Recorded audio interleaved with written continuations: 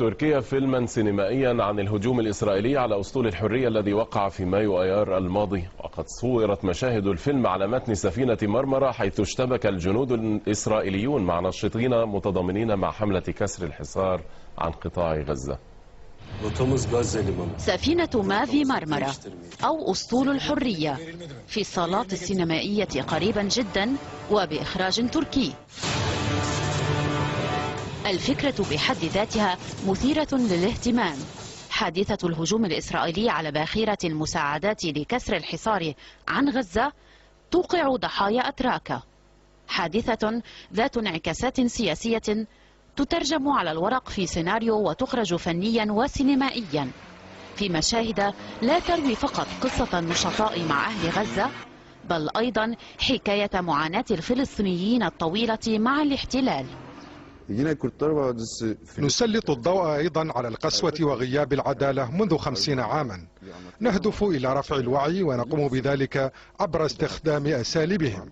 الكل يعرف كيف يسيطر السكان في تلك المناطق على الإعلام، وقد أطلقوا على البطل اسم رامبو لأننا استخدمنا نفس أسلحتهم. الفيلم بعنوان وادي الذئاب فلسطين مستوحى من مسلسل تلفزيوني سابق تحت اسم وادي الذئاب العراق، عرض في تركيا وأثارت حلقة منه تظهر إسرائيليين يخطفون أطفالا أزمة دبلوماسية بين أنقرة وتل أبيب.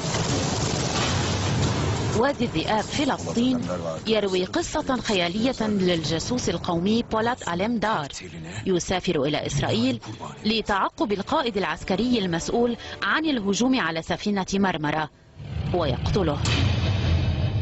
أمر لم يرق بالطبع للقناة الثانية الإسرائيلية التي لقبت البطل برامبو، واحتجت قائلة إنه سيسيء لصورتها وسيسهم في زيادة التوتر بين البلدين.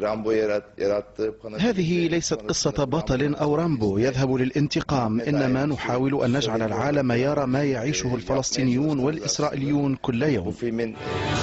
هذه المشاهد الترويجية لوادي الذئاب فلسطين تعرض حاليا في تركيا، ومن المتوقع أن يحقق الفيلم نسبة مشاهدة عالية.